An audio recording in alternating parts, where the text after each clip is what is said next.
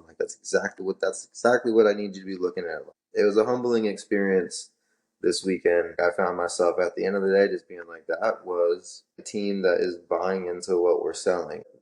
I think we grew more than anybody else. And me and Jason are telling him, like, this is how magic happens. Yeah. Buy into what we're doing. We're going to work. We're going to make minor tweaks, and we're going to be major threats.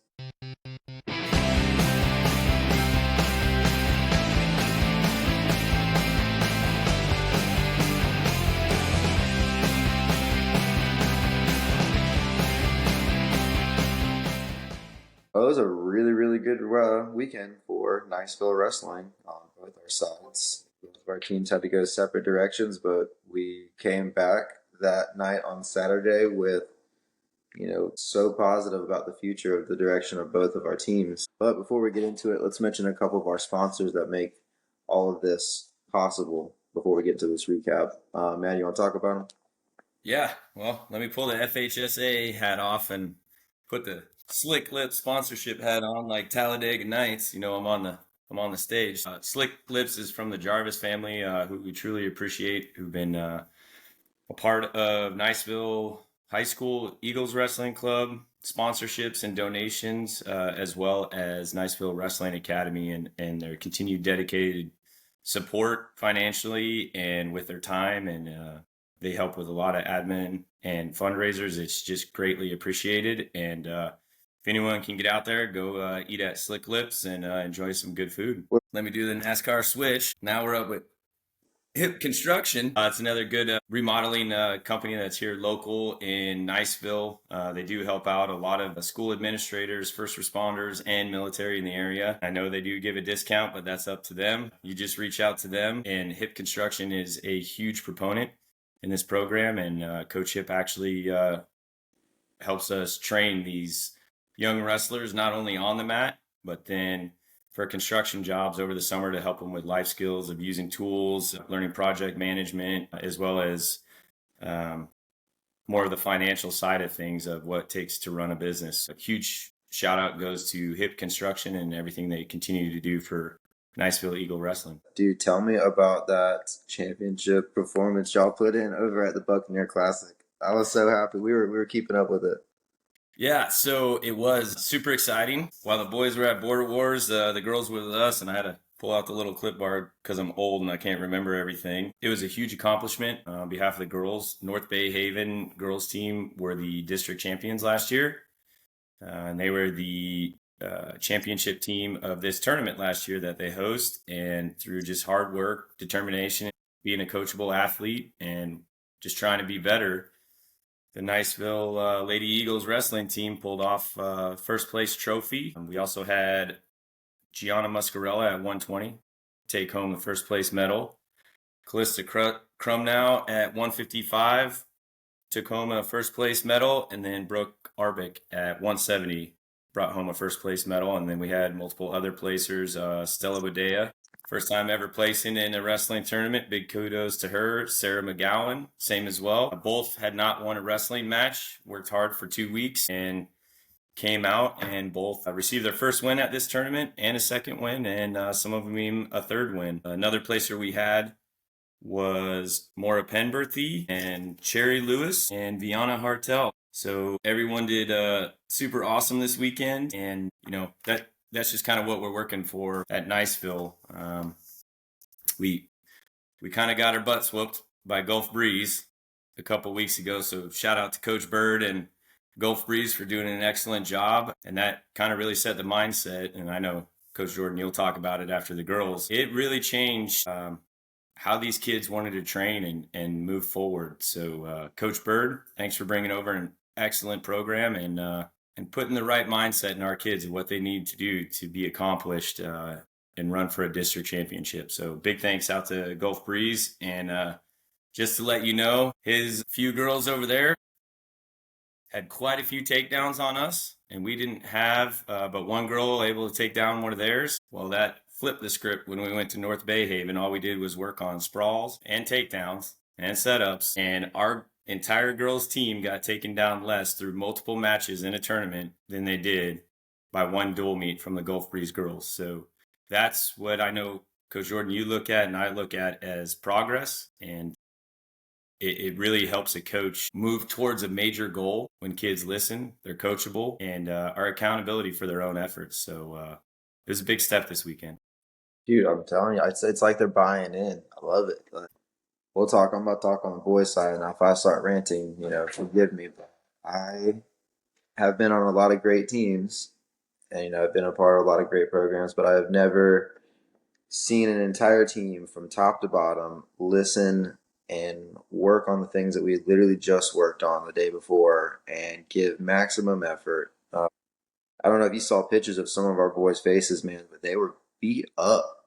I'm Yeah. like, this is like some. I'll start talking about some. We had so as far as placers, we had two placers. We had Malachi plays fifth, and we had James plays fifth. But everybody there knows that Garrett was just there, like he was maybe like he had guy that ended up winning it on his back. Gulf Breeze kid who had just put it to him and made him look like a first year wrestler. Had went out there and made put that, like I said, a second away. Maybe a different ref, maybe a different angle, whatever, and then that match is over. But just like you said, we're not looking at the wins and losses. He came off the mat and he felt so bad about himself. He's like, I feel like a failure. His dad told me that he felt like a failure, and I'm like, dude, you just look at the adjustment that you made.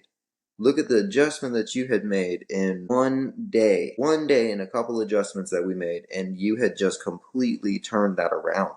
Like, think about how monumental that is, and think about that at the beginning of the season.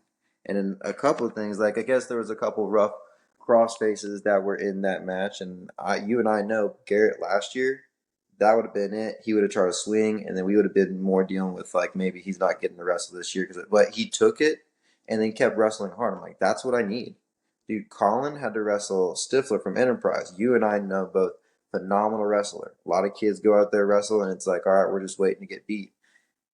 And you know how Colin had always kind of dealt with that, wearing that defeat on his face a little bit last year. Dude, not a lick of it, and was sitting there getting hands, like not letting him hit the crossface. Like, I'm staying in this. I'm fighting. Had Stifler frustrated, looking at his dad, like, what do you like? Like, I wish Jason was here because when he was talking, he's like, what do you want me to do? What do you want me to do? Like, he's not letting me do anything. I'm like, that's the attitude that we need and that we can start building up on. There's other things that he had hit that we're starting to build on, and he didn't place, but him and I both know we're sitting there watching those finals matches. I'm like, you could at least be in that fifth place match. Like, that's just today. Small adjustments, small things, you could be there. And he's like, I know. I'm like, that's what I need. And then Malachi and James, both of them very easily could have been in that first place match. Like, really just a couple things, but we found the adjustments that we needed. Like, we got chances to work on our opponents, and they listened the entire way. We worked through a lot of the things. They didn't go for that quick pin. They're buying into what we're saying and seeing how it's working in real time. And in Malachi, I think we figured out how to like flip that switch with him, and it might be very, very scary for a lot of the kids that he wrestles this year if we have really figured out that little formula. Because man, it's amazing. And then so that's talking about a lot of our seniors or a lot of our veteran guys. But I want to mention to a lot of our newer wrestlers who that tournament is tough. Like, that's a It tough is. tournament. I didn't realize this until Miranda had said something to me, but that had 17 individual state champions. It had 6 or 7 perennial powerhouse teams. That their program is always good, and our guys went out there and they had to wrestle these people. Do you like Ethan and Hagen and Miles Carlock had to wrestle had to wrestle state finalists in like one of their first matches on one of the both days. I Yeah. was like, that's, we look at it as an opportunity. But they went out there and they wrestled not afraid either. That's how they got their cuts in those matches. They were sitting there face down. Ethan was in his stance, not letting him, like, work stuff. Like, they were frustrated and they were disappointed, but we were like, we're just so proud of you. Like, most people go out there and they're just waiting for it to end. And you guys were fighting, bridging, getting out of bounds. Like Gio, great mat awareness. There was a couple times I thought it was under. He was, he just bridged until he was able to get out of bounds, which with the new rules is super hard, but Yeah. still kept finding a way out. Like, it Yeah. was, it was. All three of those kids are, as first year wrestlers, regardless of what grade they're in, phenomenal advancements in just a few, short weeks and short months after preseason conditioning. And yeah, all three of those kids is, especially Michael, against the dual meet with Gulf Breeze, never stopped. was battling the entire match. We asked him to wrestle up a weight class. He also wrestled up a weight class for Border Wars to fill an open need. And that's all you could ever ask for of a student athlete is like, look, I know you're going to be going against people heavier than you, stronger than you, and with a lot more experience. And he just looked at us and said, I'm ready, coach. I hope any wrestling coach or athletic coach in their career gets those kids that just come and say, hey, I'm ready. I know it's going to be hard. Dealing with adversity is probably one of the major things in wrestling. So if you can deal with it when you don't know anything, the sky's the limit for that athlete. Yeah, I'm so like I think we're both getting it. Like we're so grateful for these athletes for trusting in what we're saying and trusting in what we're preaching and going out there and executing on it. And I was even honest with them too. I'm like, I'm just as you guys are going up against these wrestlers, like we're going up against these coaches who they've done it. Just so Go Breeze, Jim Bird, 2009 team champions, Clay High School, multiple runner-up, multiple state championship as a team, multiple individuals. Like we're not stepping into a easy challenge, especially with the goals and the visions and dreams we have for our program. So it's awesome to get these kids, especially at the beginning. But it's just as awesome to see these kids develop, because I want to mention Bradley, who is consistently amazing me with some of his insights. So he got taken down a couple of times, but immediately started hitting sit-outs and like sit out after turning, sit out, turning, sit out, turning, sit out, turning, to the point where he had a guy almost get DQ'd for locking his hands. And he came off the bat. I'm like, man, you got really good. He's like, yeah, I just decided I'm going to get really good at sit out switches. I immediately had to tell the entire team that is the type of stuff that I need y'all to be doing. Like, Yeah. please tell each other like this stuff, because like that's something that like I wish I would have said. Like Bradley's dropping dimes all over the place, quotes, and I am so proud of how much he's grown as a man. Same as Garrett, same as Colin, same as like all these kids that we've gotten a chance to see evolve, and that gets me excited to watch like the younger ones evolve as well. It does. A little more on Brad. Last year he got in quite a bit of trouble. And wrestling is that thing that helped focus him. Coaches like yourself, myself, Coach Hip, not giving up on a kid. I think that's leaps and bounds. Sometimes, young men and women need that. They need someone besides their parents to believe in them. And then once they click that I believe button on themselves, they accomplish great things. So, for Brad Bishop to go from last year to where he is now, I mean, we both know he just got worked in the wrestling room every day. The kid set a goal, came back the next year. I dropped a bunch of weight in a healthy manner over the summer, kept wrestling, going to camps, and then here he is. That's all you could ask for. Learning how to get through these hard times in life. High school's hard. Trying to figure everything out. Like I got to figure out my life. That's hard. And then to come in to a wrestling room and just get the crap beat out of you and have coaches tell you like, do this, do that. And to turn around and come back the next year and be like, I'm ready. I'm going this weight. And then to go to Border War, that's just a hard tournament. And a huge shout out goes to Travis Laxton and South Walton High School. I mean, that tournament has just grown to one of the most amazing tournaments in the Panhandle. And, I'd say one of the top tournaments in the state. So hopefully Travis keeps that up. And, we always have a welcome invite there. And I would be kind of remiss if, as the girls coach, I didn't throw a thing in there like, hey, Travis, why don't day 2 of Border Wars have a girls division, because Niceville's ready to come to it. So you just let me know when we can have that opportunity. Yeah, we want to be able to take that belt for the men's division and the women's division. We coming for Holy Cross, man. We're building something. Yeah. Last two guys I really want to mention.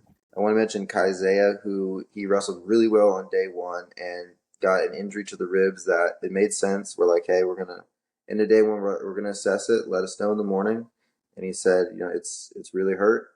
I've had a big rib injury before. He's like, I still want to go. And he came there, and he was there keeping people up. He took one of my books, was reading. But then, as the day went on, he was very gravitating toward the cafeteria, where our second day guys that didn't make it to the day 1 championship tournament.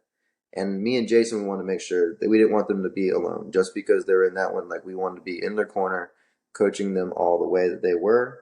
Which, shout out to Philip, he got his first pin with the crossface cradle. Yeah, but Philip Beverly. As the day went on, we would walk in there and they'd be coming out and like, oh yeah, no, we already won. Kaizei was in the corner and he coached them through, and they were talking about recapping. I'm like, dude, y'all have it. You guys do it. If y'all need us, let us know. But y'all are like, they were Antonio, Ethan, and guys. It was just, I was very blown away with that leadership. And then I want to also shout out Aiden Davis for showing up both days and sitting in the corner when we needed it, keeping people on task and letting us know who was up where, and letting Coach Jason and I just be focused on the match at present. Same thing with Jaden Fuller too. Jaden Fuller was constantly letting me know, hey, he's coming up on this mat. Hey, he's coming up on this mat. He's grown a lot, and I could go on and on about all these kids. We just So don't have that time. you know what's funny about Jaden Fuller last year? You know, young little freshman, 100 and nothing pounds, and anyone in our wrestling room knows, and half the parents at Niceville, Jaden would jump on our heavyweight every day and try to wrestle with him. Asa Adams, who's wrestling up at, who got a scholarship to wrestle at Briarcliff University, and who was a heavyweight, and now he's down to 197 pounds of pure rock and muscles, 60 something pounds lighter to achieve his goals, which is super awesome. That little kid, Jaden Fuller, is not scared of that kid. Now we have Jay Schmidt in there at heavyweight, who is down, at Niceville football, the game down south at Lakeland. Unfortunately, it didn't go Niceville's way, but we're looking forward to seeing what Jace can do the rest of the season with the team. And I hope Jaden tries to take him out too, because that'd be interesting to see what happens. So then, kind of like continue off of saying like the little insights that our team is looking at. Like he came, I didn't catch the match yet. He had to wrestle the Cold Freeze kid again, and he came to me and he was like, "I had to wrestle him again, but I didn't get pinned. I got teched. And that's progress." And I'm like, "That's exactly what I need you to be looking at." It was a humbling experience this weekend. I found myself at the end of the day just being like, "That was a team that is buying into what we're selling." I think we grew more than anybody else. And me and Jason are telling him, like, this is how magic happens. Yeah. Buy into what we're doing. We're going to work. We're going to make minor tweaks, and we're going to be major threats. But speaking of major threat, we got Freeport coming to us December 18th. That is correct.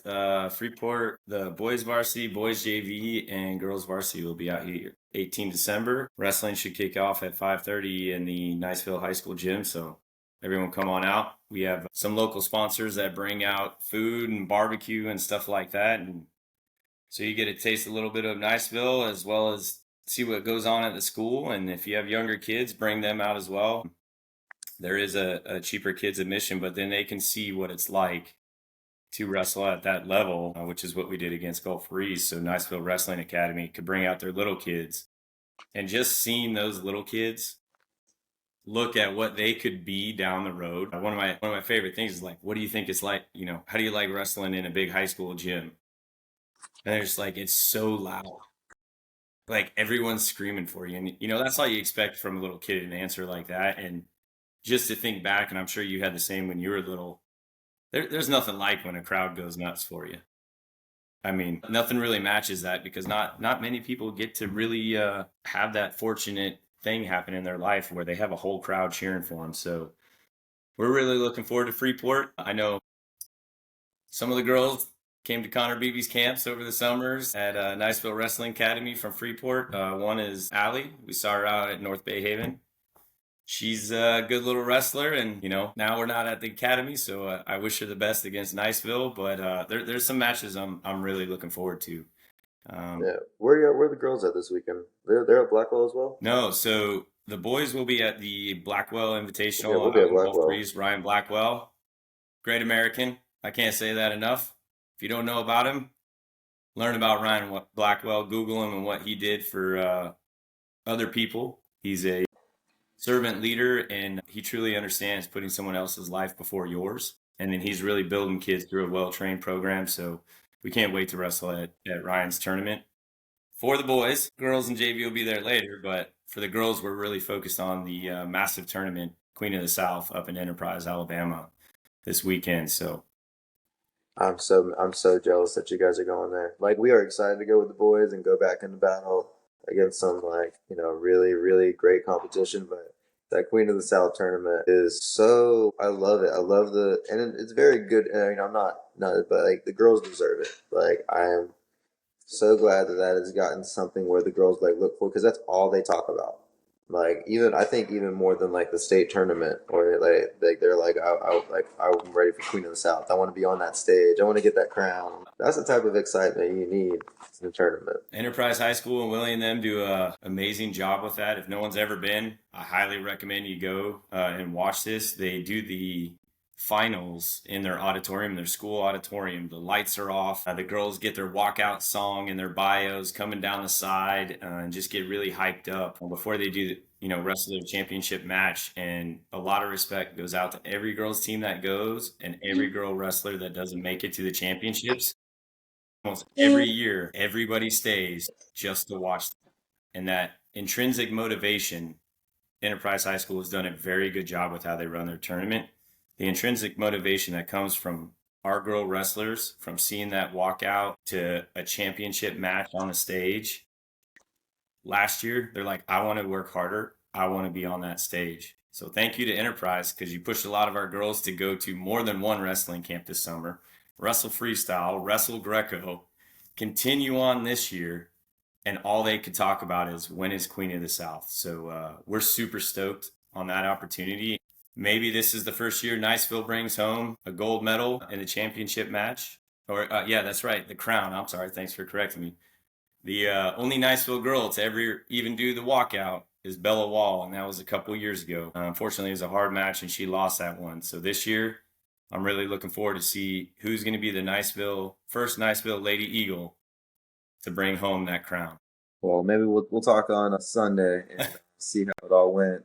Maybe we'll get Coach Carey on to talk about that duel that we got coming up as well. Yeah. We'll reach out to him and All right, see man. how that goes for Niceville. All right, man. I'll see you later at practice. Again, thanks to Hip Construction and Slick Lips Seafood for sponsoring the team and this episode. If you want to sponsor the Eagle Eye Wrestling Show, the official podcast of Niceville Eagles Wrestling, get at us at our Instagram, Facebook page, or through these school channels, and we'll get with you. Yep. Thank you so much. We'll see you later. Thank you for the opportunity. See you guys.